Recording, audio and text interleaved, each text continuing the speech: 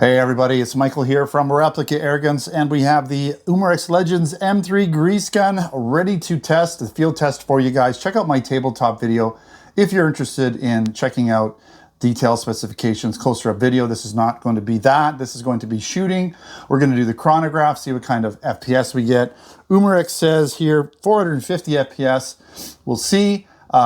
That's in standard room temperature, I would imagine, or hotter temperatures. This is standard room temperature.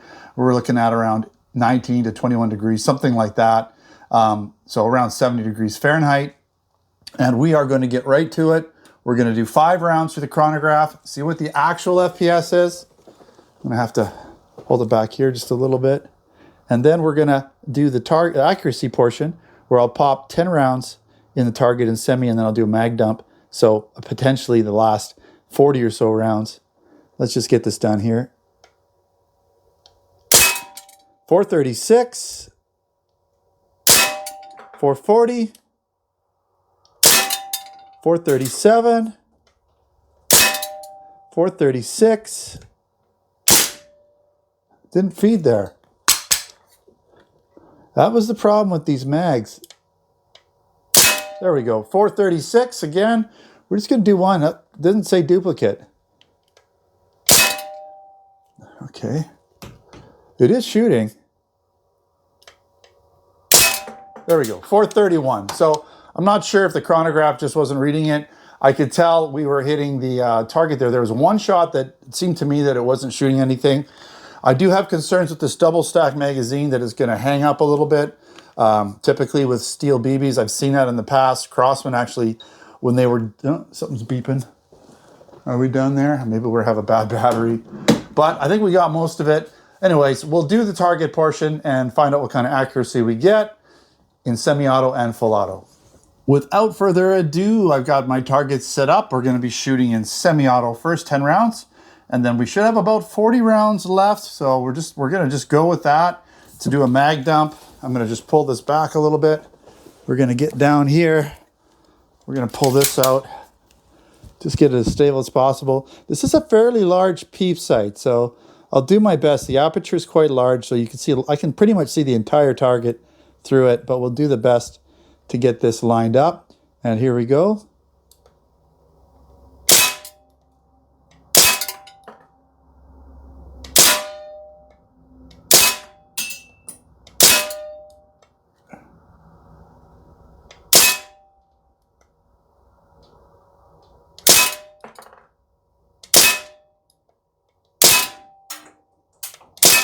Okay, let's check it out. Be careful, I'm not going to put it in safe just yet, but my finger's off. Yeah, so a little to the left, but very accurate. That's about 1.5 inches. I mean, that is pretty good. It does shoot a little bit to the left. It's not going to really be easy to adjust this over from what I can tell. So you will have to kind of like just manually just aim a little bit more to the right. Not a big deal, but it's definitely good elevation-wise. It's definitely a nice tight grouping. So I'm going to just aim a little to the right here. We're going to do full auto. We're going to do a mag dump. Let's hope it gets through all these rounds because it's going to rock and roll a little bit. This will give me an idea of the blowback action because, let's put this down, because it's going to rock a little bit like the KWC Uzi. Let's just see what happens here.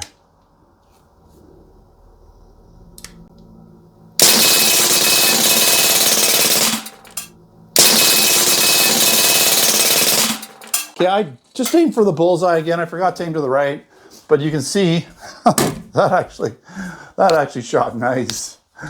I don't think it had any hang-ups, so you know, I'm pretty sure we got through all the rounds. Yeah, they're all done. If it did have a excuse me, a misfeed or a misfire, you're not going to tell in full auto because it's just going to maybe miss the one round. But it seemed to feed very well. Now, when you're holding this magazine, you got to be careful not to hold it too tight because the follower, basically this follower, you can't really see it, but you can kind of feel the BBs in your hand a little bit. You can feel them moving. So just hold it like kind of like this, not like this. Hold it like that, or hold it up here. But if you do that, you may actually hold up the BBs with your hands. So just be careful of that.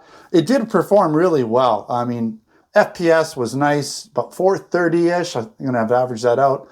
Definitely capable of 450 on a warm day. Accuracy, 1.5 grouping in semi-auto. And in full auto, it did pretty good considering this gun does move around a fair bit. Not as much as the KWC Uzi, or the mini Uzi. That one really rocks and rolls because it's an open bolt system with a pretty big bolt and a lighter weight gun, so it really moves around. This gun's got some weight, but it does have that open bolt system that just got some weight to it as well. So you can definitely feel it tapping your shoulder. This gun's really cool. I highly recommend it if you're looking for a pretty cool machine gun. This is like, you know, the grease gun. Who doesn't want a grease gun, really, at the end of the day? What an epic gun. So if you want to add something interesting to your collection, replica airgun collection, this is definitely one I'd consider. Thanks for watching. Don't forget to subscribe. Check out the written post over at replicairguns.com, where I've written information there, maybe some more details, some pictures and whatnot. I've also got my tabletop video with more details and stuff again. And if you're interested in other products, air guns, BB guns, airsoft guns, pellet guns, blank guns, and other accessories, check out replicairguns.ca for Canada and replicairguns.us for the US. All right. Thanks for watching. Until next time, take care.